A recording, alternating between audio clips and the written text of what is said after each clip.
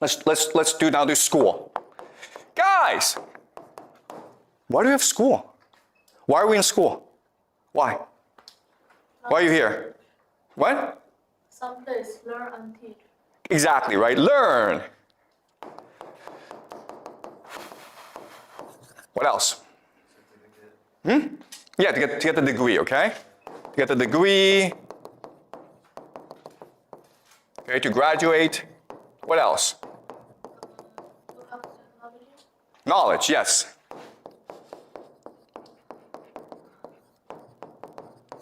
Yeah. The power chance to brainwash the students. Excuse me? I feel like give a power a chance to brainwash them. Brainwashing. Okay, guess what, guys? The correct answer is brainwashing. Everything else is a lie. Okay. All right. What do you do in school?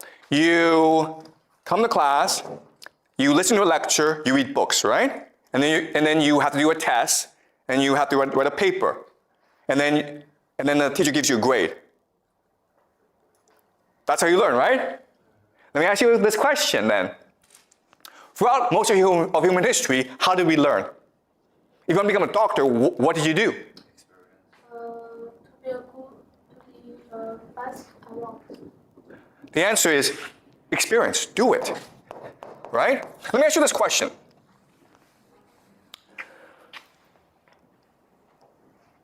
Let's say you're 12 years old. You're going to be a doctor, okay? There are two paths ahead of you. The first path is, you know what? I'm going to put you in a hospital, and you're going to learn there for like 10 years. Someone's going to mentor you. You're going to be that person's apprentice. Maybe the first year, all you do is like wash the floor, okay? But you're going to observe the doctor. And then eventually the doctor's going to tell you how to treat patients, okay? That's the first system. Second system is you go to the best school in the world. Then you go to Harvard for undergraduate. Then you go to Harvard Medical School, the best medical school in the world. Okay? At age 30, who's a better doctor, number one or number two? First one. Obviously the first one, right? Because the second person, the person who went to Harvard and Harvard Medical School, did not ever work in a hospital. You understand? Now, let me ask you another question. In the first system, do you have to be really, really smart to be a good doctor?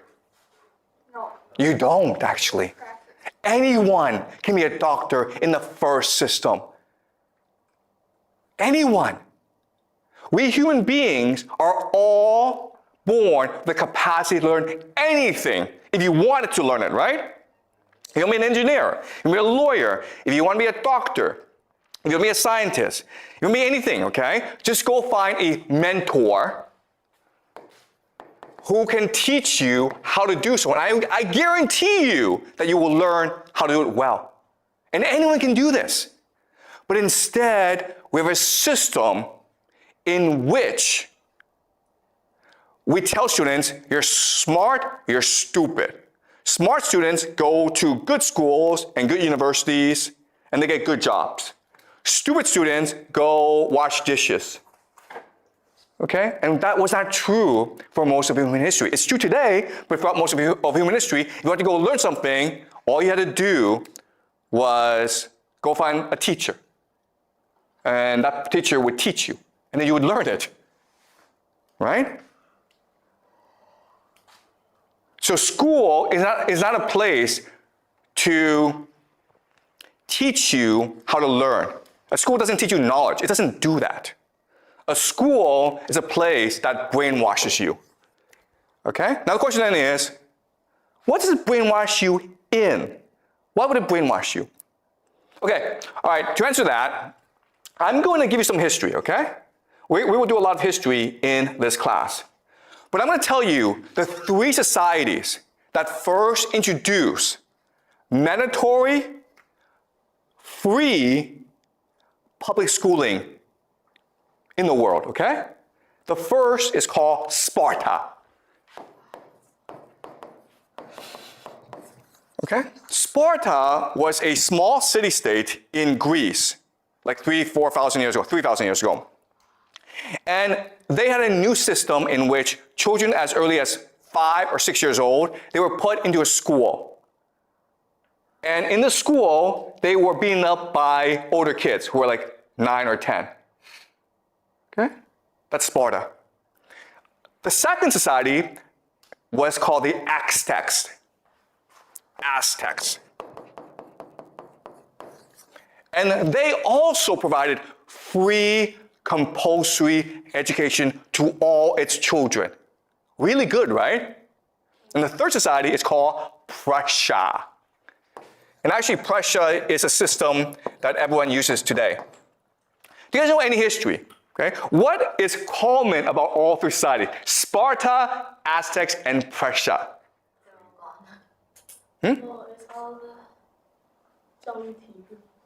What is common to all three? Okay. War. All three societies are fundamentally war societies, dedicated to defeating their neighbors. Sparta was one of thousands of city-states in Greece. The only society of these thousands that had compulsory education. Why? Because Sparta was first and foremost engaged in war making. Sparta, you've heard of Spartans, right? It's the Spartan warrior. Okay? The Aztecs were the greatest war society in Central America before the arrival of the Europeans. They defeated everyone. They were engaged in war. They also did a lot of human sacrifice as well. Okay, we learn about the Aztecs later on. Prussia, the Prussians, the greatest military in Europe for centuries. They were engaged in war making as well. Okay, do you understand this?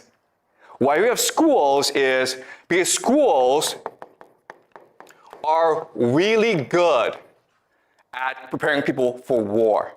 Why? Excuse me?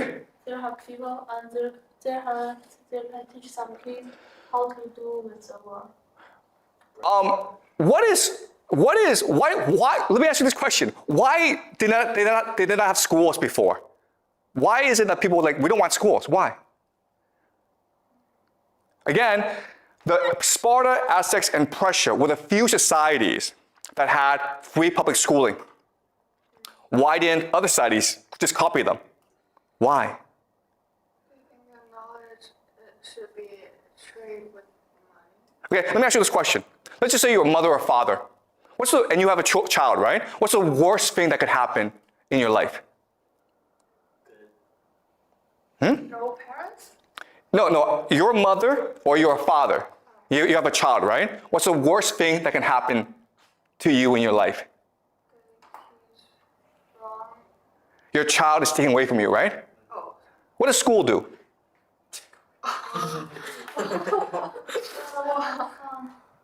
School is designed to take your child away from you. Okay? Let me ask you this question. If school is about learning, why don't parents and children go to school together? Yeah, why not? Why? Because they have to work to make money to survive. Because parents have to work to survive, right? There's actually a better reason why. School is provides the social, they must have two people to do something. Okay, it's about brainwashing, right? Because how do you brainwash someone, Yeah. right? If you're with your parent, are you going to be brainwashed? No. Because you feel loved, you feel secure. Your parents are going to protect you. You're going to ask your parent, hey, is this teacher, is he or she lying to me? And the parent's like, yeah, he's lying to you, okay? It's only because you've been taken away from your parent that you are now willing to be brainwashed. Why? Because what happens if you leave your parents? How do you feel? How do you feel? Yeah, exactly, right? Insecure. You're anxious. You're afraid. Do you understand? You've lost your parent. You're 4, you're 5, you're 6 years old. You've lost your parent. You feel really insecure. So who do you trust? Teacher. Your teacher. Whatever your teacher says is now correct. One of our parents is also brainwashed. Like, Because they went to school before when they were small. Yeah, okay, that's actually a great point, okay? Aren't our parents brainwashed as well? That's correct. Your parents are brainwashed. But what I'm saying is, when a parent is with a child, the child feels secure. And if you're secure, you're much more willing to disobey authority. You're much willing to ask questions. You're much willing to think for yourself because you feel secure, because your parent is there to protect you. But if you take the parent away, you can't do that. You must now rely on the teacher who can now brainwash you. Okay? So are you brainwashing us? Am I brainwashing you? Okay. Maybe it's a jar too. Okay. All right.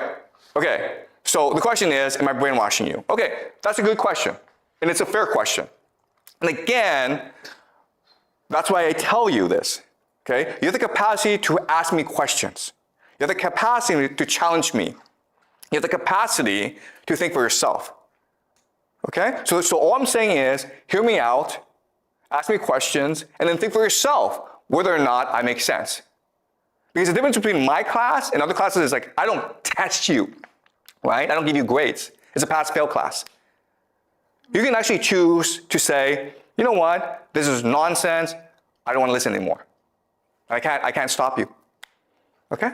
But in school, guess what happens if you don't come to school? Your parents get arrested. All right? Do you understand? That's the difference. It's your choice whether or not to pay attention or not. All right. So another question is, okay, if schools are designed to brainwash you, what are they brainwashing you in?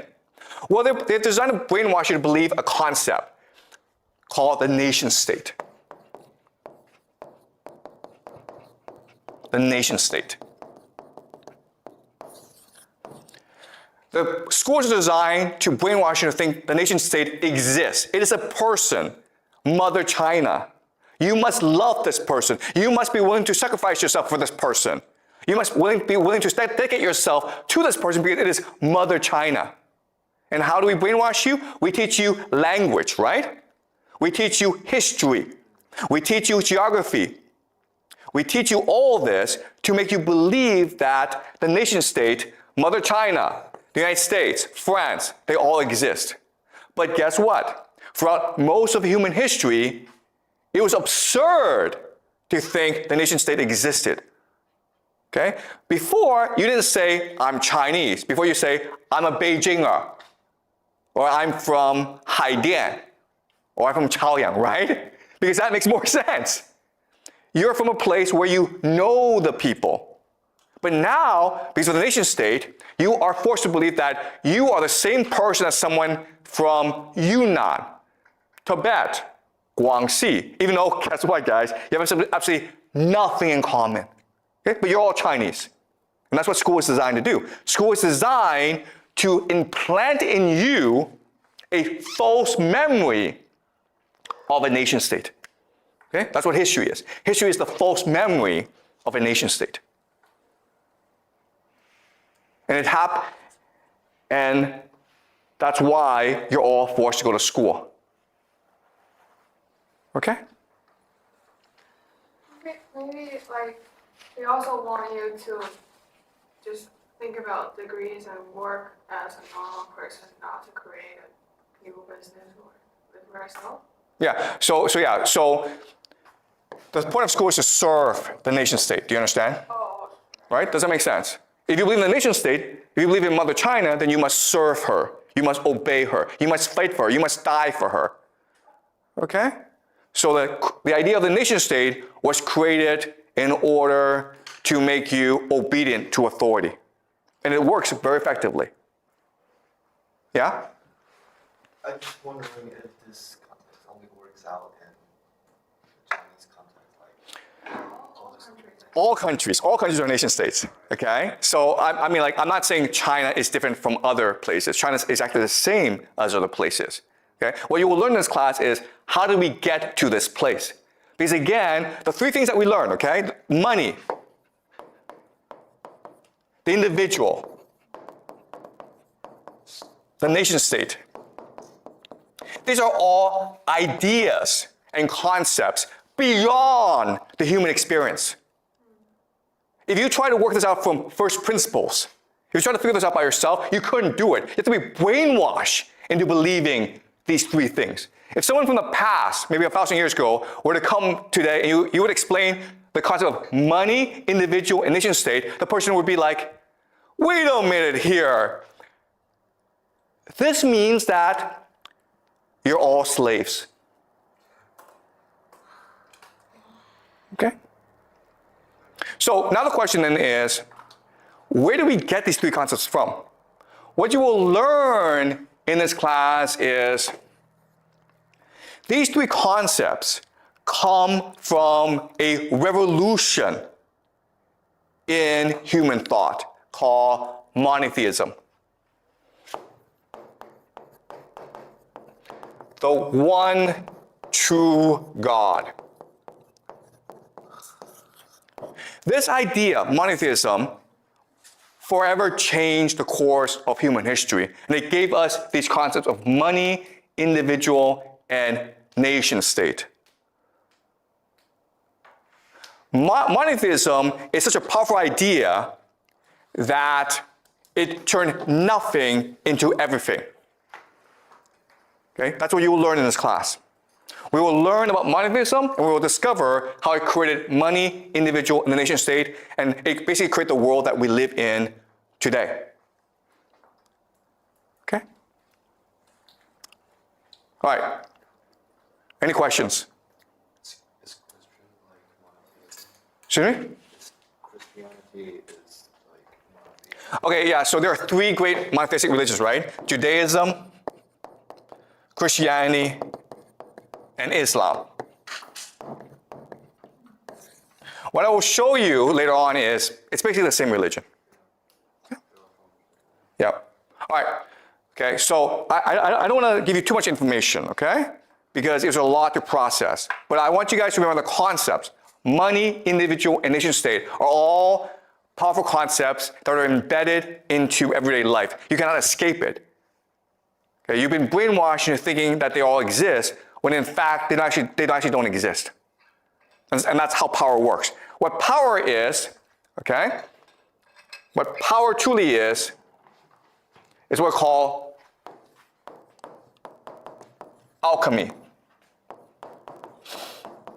Alchemy, throughout human history, was the pursuit of turning lead into gold. Okay? Lead into gold. Okay?